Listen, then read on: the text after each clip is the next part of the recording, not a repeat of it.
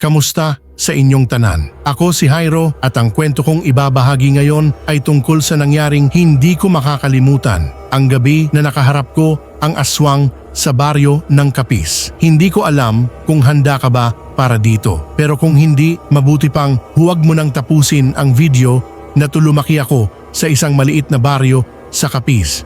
Tahimik, luntian at halos magkakakilala lahat ng tao. Pero pagkatapos mamatay ang lola ko, matagal akong hindi nakabalik.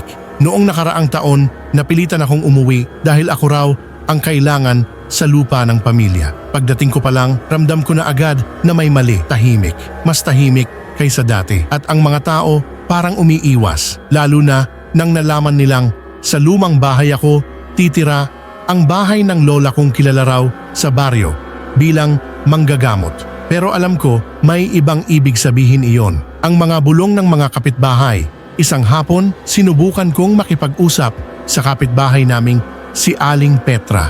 Sabi niya, "Iho, ingat ka sa gabi ha, hindi na ligtas pagpalubog na ang araw." Tinanong ko kung bakit, tumingin siya sa paligid, parang may kinatatakutan. May nagbabalik na naman, bulong niya, at mukhang may hinahanap. Hindi ko maintindihan, pero bago pa ako makapagtanong ulit, bigla siyang pumasok sa bahay niya at isinara ang pinto. Ang unang gabi 11:00 na nang maramdaman kong parang may kumakaluskos sa bubong. Hindi normal, mabigat, mabagal, parang gumagapang. Kinilabutan ako. Pero mas lalo akong kinilabutan nang marinig ko ang pagkaskas ng matatalas na kuko sa yero. Pinatay ko agad ang ilaw para hindi mahalata, nagising ako. Tapos may tumapik sa bintana, 3 beses, mabagal.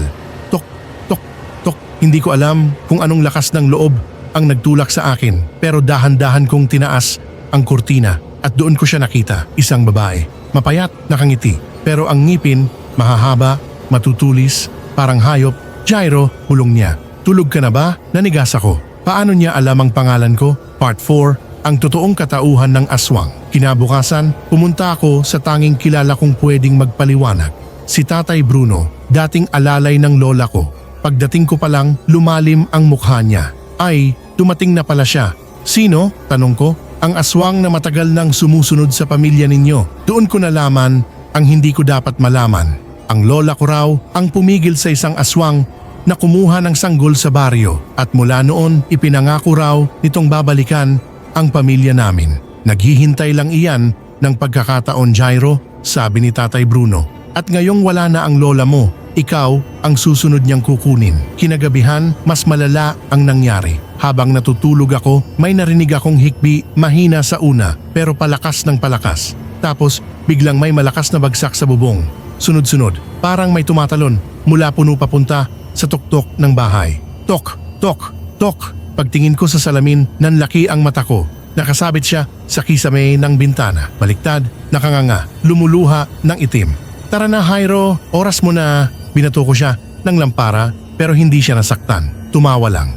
Isang tawa na parang sabay-sabay na iyak ng sanggol at halakhak ng matanda. Wala na akong ibang choice. Naalala ko ang itinuturo ng lola ko dati. Kung may hahabol sa'yo na hindi tao, huwag kang tumakbo, harapin mo. So kinapalan ko ang mukha ko. Lumabas ako sa pinto at humarap sa kanya. Nakita ko siyang dahan-dahang bumababa mula sa bubong, parang kumikilos ng hindi normal ang mga buto. "Tapos na ang panahon ng pamilya mo," sabi niya. Pero bago siya makalapit, kinuha ko ang lumang bote ng langis na pinagkalooban ng lola ko. Pinuksan ko at doon siya napaatras. "Hindi mo alam ang hawak mo, Jairo," sigaw niya. Pero alam ko, langis ng lola ko, pinakaayaw ng aswang. Binuhusan ko siya at sumigaw siya ng napakalakas na parang pumuputok ang tenga ko. Nasunog ang balat niya at mabilis siyang tumakbo papunta sa kakahuyan. Simula noon, hindi na siya bumalik. Pero sa tuwing nandito ako sa baryo, sa tuwing lumalalim ang gabi, naririnig ko pa rin ang tunog sa bubong.